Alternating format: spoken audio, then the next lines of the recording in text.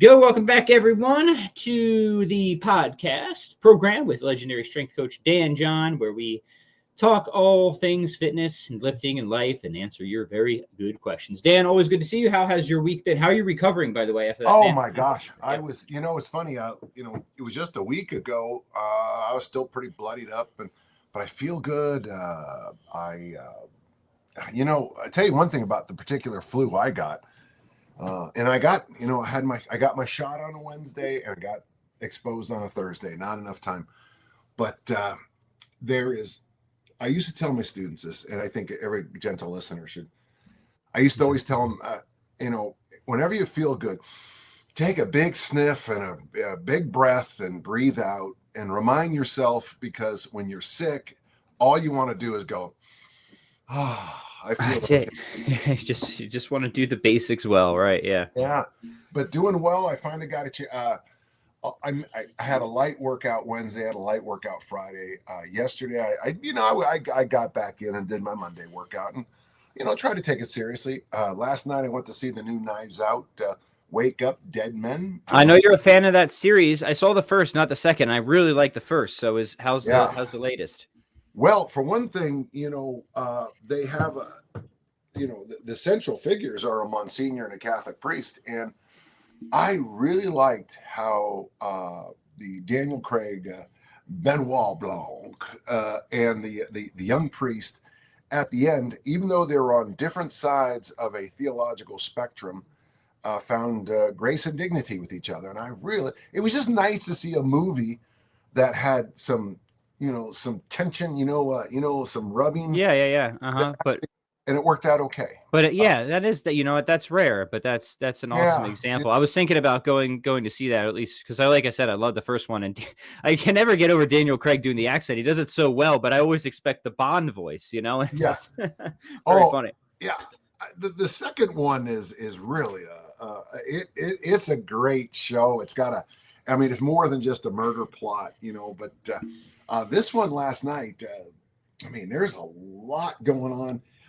So do you like it better? Because I heard kind of mixed reviews on the second one. But did you? So how would you order them real quick? My personal order would be the second one, the first one, the third one. Okay, so you really, but only because the third one is it is dark. A lot of it's at night. But when of course, as all good murder mysteries, when you finish the film, the first thing you want to do is sit back down and watch it again. Yeah, and that's how I felt last night. So I was very happy. Okay.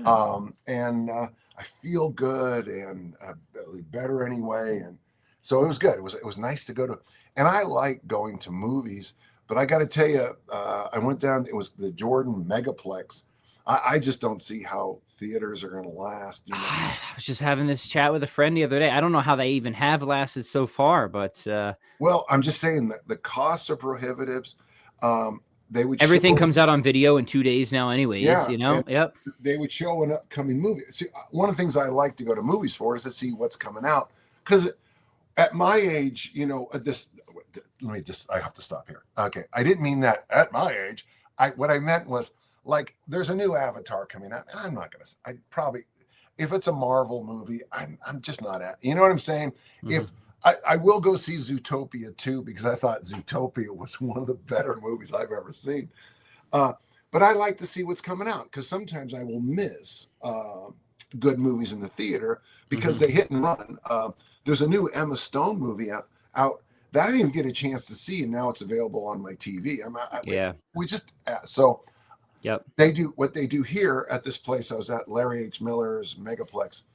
It's a movie premiere, a couple of commercials for like a credit union, a car, a thing, a movie preview, literally the same credit union commercial.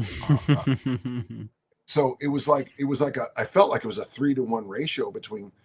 And the first time I ever saw commercials in a theater was, and this will take me back a little bit, but I was either in Jerusalem or Tel Aviv, and we went to a movie, and there was an intermission which I hadn't seen in years.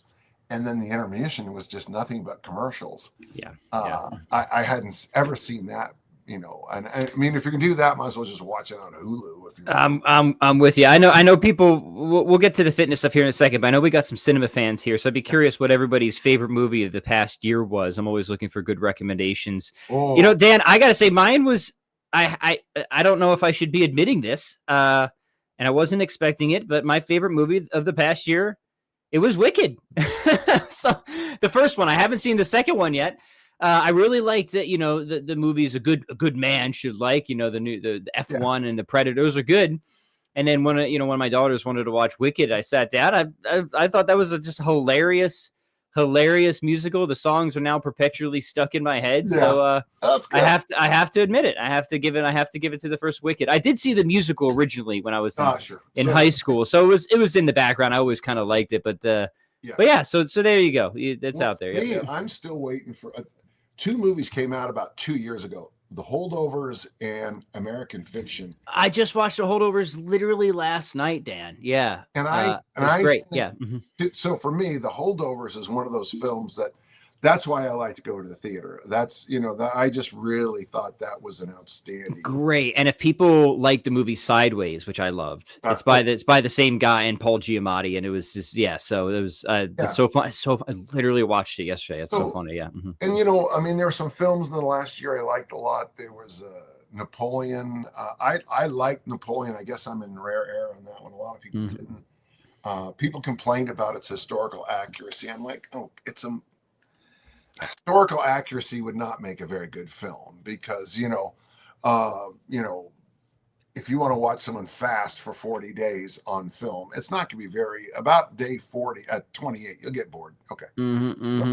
So there you go. There you go. All right, good. Yeah, there you go. Gentle listeners, you can watch that during your next set of the humane burpee. Actually, I had the first question, Dan.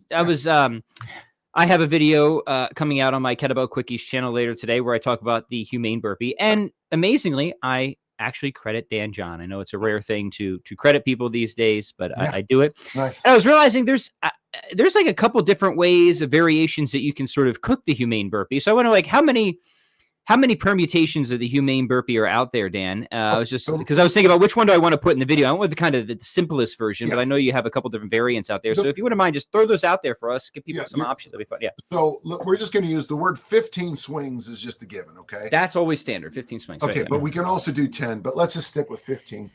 And then so it's 15 swings, always followed by goblet squat and push-ups. So the original big one is 10 goblet squats, 10 push-ups, 9, 9, 8, 8, 7, 7, 6, 6, which gives you 150 swings, 55 goblet squats, and 55 push-ups.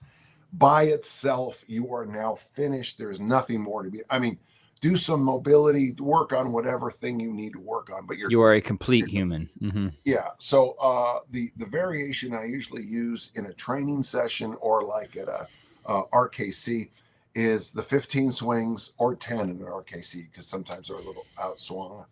And that's the 5, 5, 4, 4, 3, 3, 2, 2, 1, 1, which gives you 75 swings, 15 goblet squats, and 15 push-ups.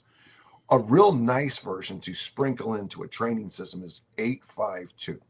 So that is going to be 45 swings. And then it's just 15 goblet squats and 15 push-ups. But you did 8, 5, 2. So those last two push-ups and goblet squats, you're not exhausted, but you've kind of chased into it. Those are the big three. Yeah, that's funny. One I like, and I guess it's a play on that middle variation, but is also very simple. It's just the 15, 5, 3. Not to throw out too many number schemes for people, just the 15 swings, the 5 goblet squats, and the 3 push-ups. And I really like, it's such a great little scheme. You might think, 3 push-ups, that isn't that much, but 3 good push-ups over time, that adds up. But it's really those level changes that you talk about. Yeah, it's the level. There's sort of the real value in there of getting up and off the ground. And talk a little bit about that, and then we'll tender some questions. So in my book, Easy Strength, I think is the one. Omni book is the one where I beat this to death. But level changes. So we can be here a while, but it's just something as simple as. You can be on your belly, you can be on your back, half kneeling, standing, gait pattern sprint, seated. These are just some basics. Well, one of the things I try to get people to do when they're training is to change levels. And you can do it just as simply as saying, okay, say like a seated exercise. The leg extension is a seated exercise. Okay. So if you're going to do the seated exercise, it might not be a terrible idea to link leg extensions with a goblet squat. So you're going to, change directions here. Yeah. And then maybe, do like on your belly, like you could do Superman after that. So what happens if you go seated, squatting, and then Superman's and you're getting. So what's happening in this one, I just made that up. That's cool. Is that you go from this position to that position to this position, and changing the levels, changing the positions is what gives you those extra benefits. Right now, I'm sitting in a chair. You're sitting in a chair. Most of us don't need to go to a standard old school machine gym training and sit and get our workout in. By the way, machines have great value. I didn't say they were bad. But if you could get yourself doing a half kneel, like I have that one workout I call the perfect workout. It's just a joke. But, you do half kneeling presses, then you hang, then you do goblet squat, overhead squats. Then you could do kettlebell swings, and then you go suitcase carry down and back. Okay. Those are level changes. So you're not only working the body, but you're also working the body in different positions.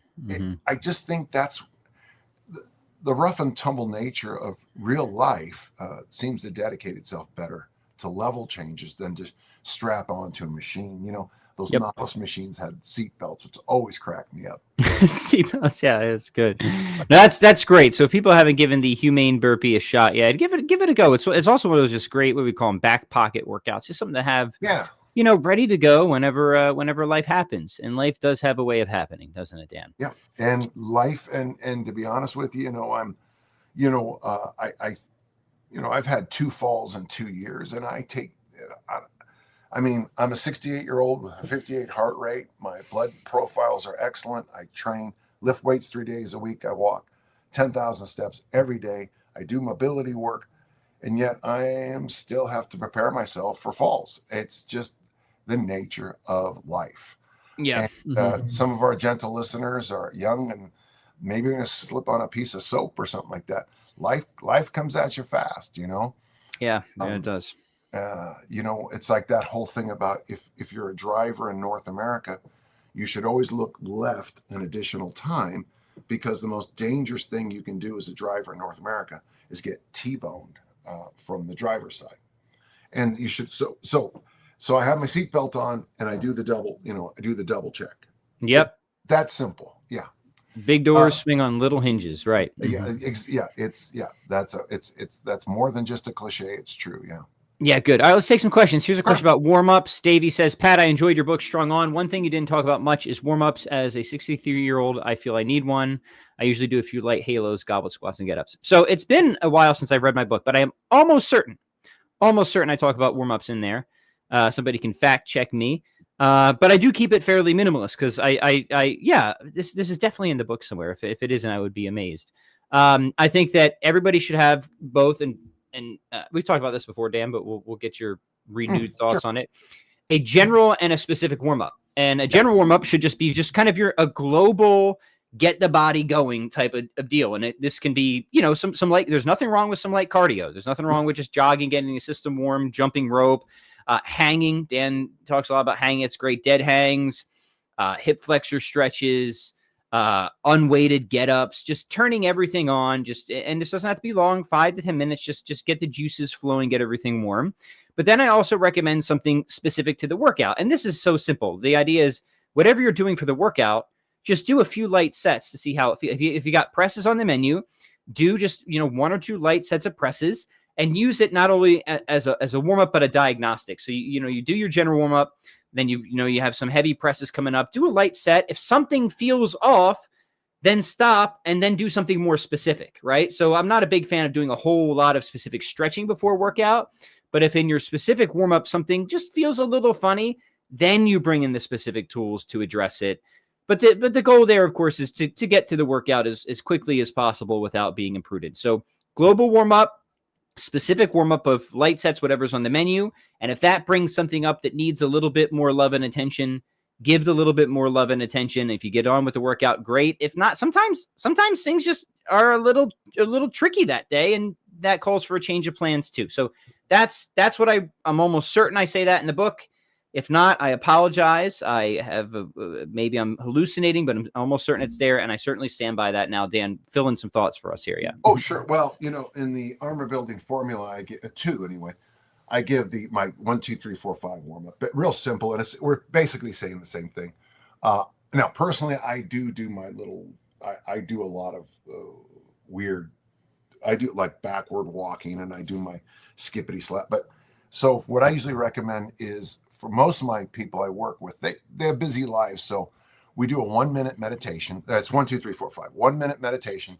You sit down. You can either use the 1-minute meditation app, or you can use your timer, and you just sit down, close your eyes, count your breaths. Okay. 2 is you hang for 30 seconds and you sit at the bottom of the goblet squat for 30 seconds. 3 is you look in your journal, your training diary, and you do a real quick past, present, future look. So past, present, future is 3 things. Okay. And what you're looking for there is where have these workouts been trending is the past. What's your plan for the day? And then what are you doing there? I always think it's important to remind yourself. I think one of the reasons I've been pretty good on body comp is I keep reminding myself I am nudging my way down to a certain body weight. Yeah, good. So, and then 4 is every day I think it's important to look at your work, play, pray, rest balance. Just take a moment. And again, so there's two reviews in here. There's the past, present, future, and there's this one, because one of the things that'll happen is, if you just, you had the Henderson report and you haven't slept in 3 days, well, you working out might not be the best decision you make. If you just got into a fight with your wife and your kid screamed at you the whole way to the gym, maybe you need a little bit longer warm up today. Okay? And then 5 is you do, and we're saying the same thing. I think you should do a push, a pull, a hinge, a squat, and a simple loaded carry. Not hard, just and again. So if I do a set of seesaw presses with the 10-kilo bells. Okay. Oh boy, okay. Then I do some light suspension trainer pulls. But each time I do that, I notice my left elbow is barking at me. I might need to warm up, or I might even need to reconsider what I'm going to do. Right. When I do my hinge and my squat, if my lower back is screaming at me on both of those, is this a good day to, max, clean, and jerk? And on a loaded carry, sometimes you can pick up little things like, for me, very often, this will sound weird, but my ankles, my feet, ankles, especially my right ankle from turning on it as a discus thrower. Yeah, I get it. It just needs a little bit more love. Okay. So another 5-10 seconds of stretching the ankle on a curb, and I'm ready to go. So it doesn't have to be insane at all, but I like your point about the general, the specific. And I think we both say, yeah, you just give a specific way of doing the general approach, which is awesome. And so that's, there's another question about warm-ups here. So let me just chain these two together, and essentially says the same thing. Yeah. Would you recommend specific warm-ups depending on if the workouts are squats or overhead lifts? Yeah, whatever. Yeah, I think no matter whatever you're doing that day in your workout, you should do a few light sets just to test the pattern and get things warm and see how it's going.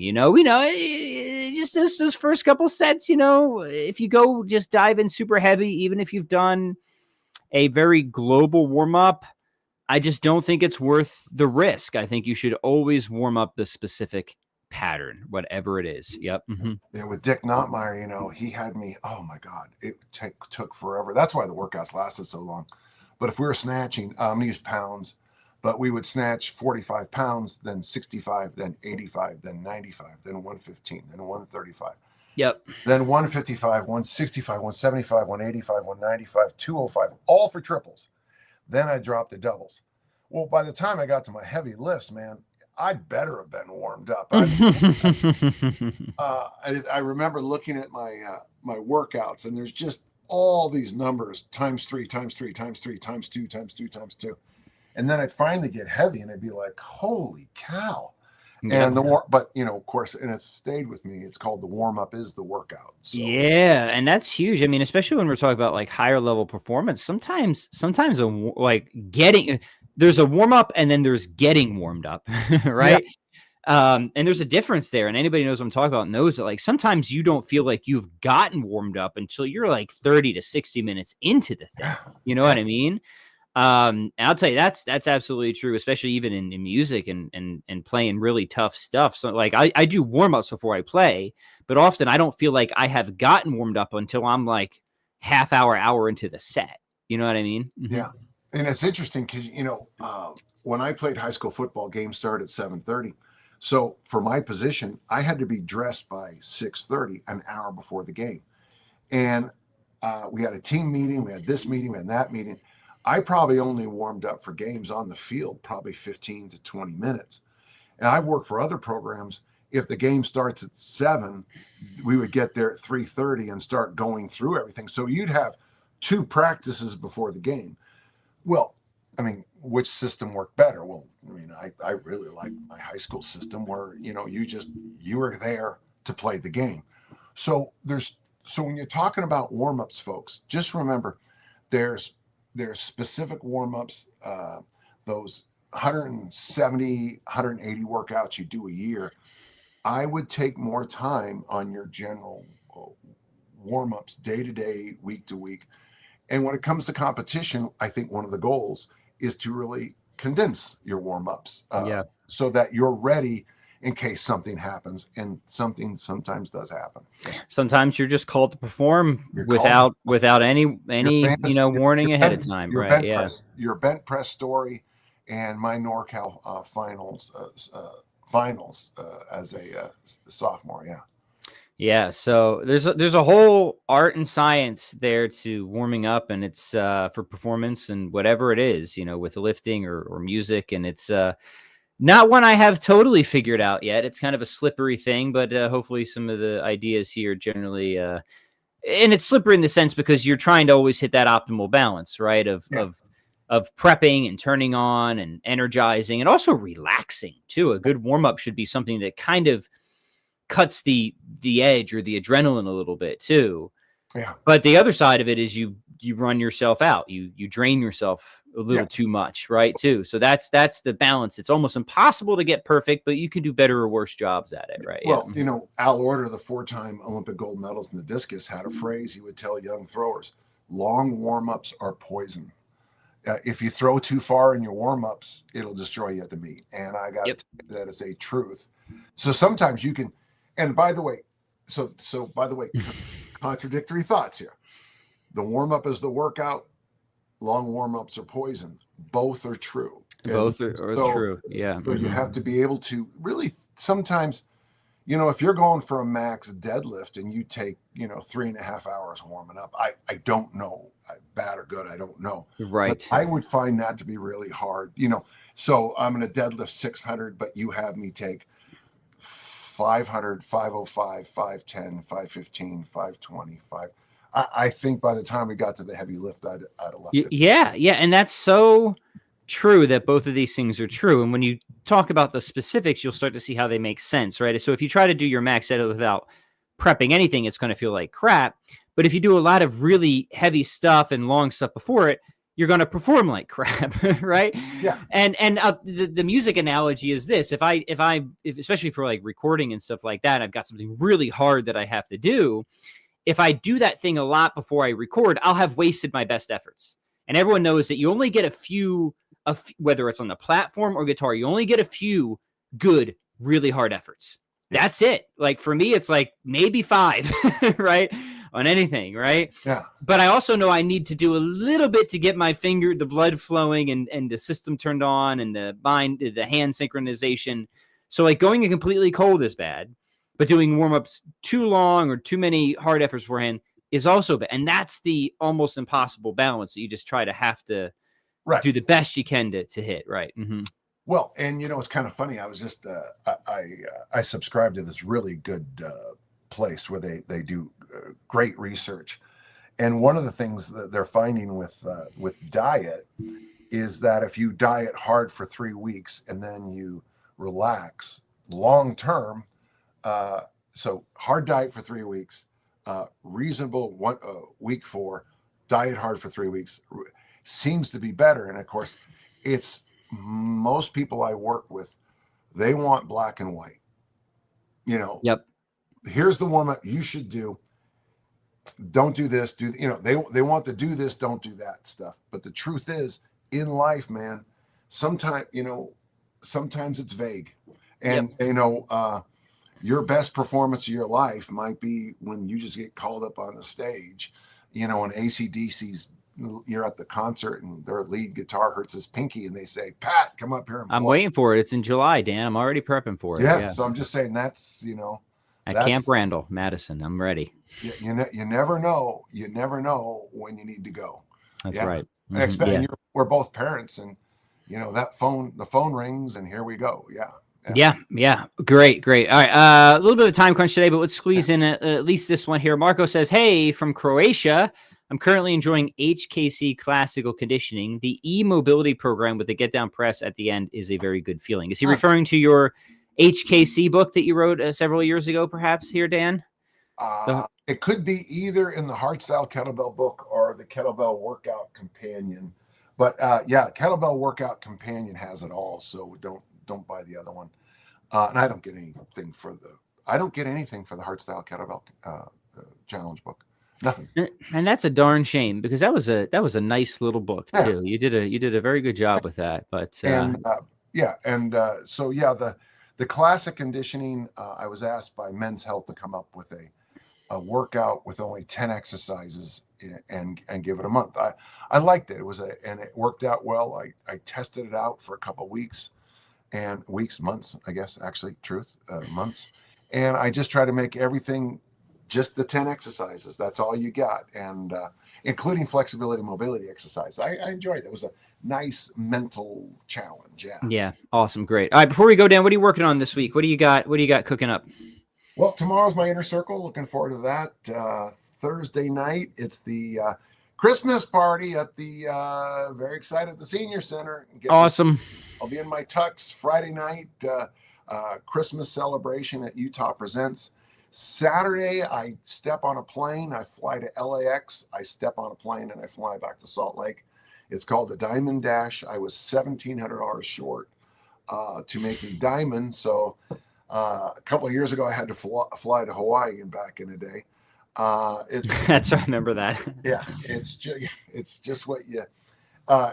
The benefits of being a diamond are so big that it's worth the money. I mean, flying first class to Australia on a coach ticket is worth. It's worth the time. Things are good. My training yesterday was good. Life is good. We're in the Christmas season here in the John Manor of Murray, and I'm very happy. Awesome. How about yeah, we got the kids have a little showcase tonight for all the stuff they've been working on, for the school year. So that's always a nice, fun event. Yeah. Other than that, bitter, freezing cold. It feels like Wisconsin. So just trying to keep the circulation going, trying to keep warm. So, kettlebell swings and all that helps with that. There you go. And extra layers. Yeah. And extra layers. Yep. So Wisconsin's going to Wisconsin in the winter. But thank you, Dan, as always, for your wisdom. Thank you, gentle listeners, for your good questions. We will catch you guys next week. Fare thee well.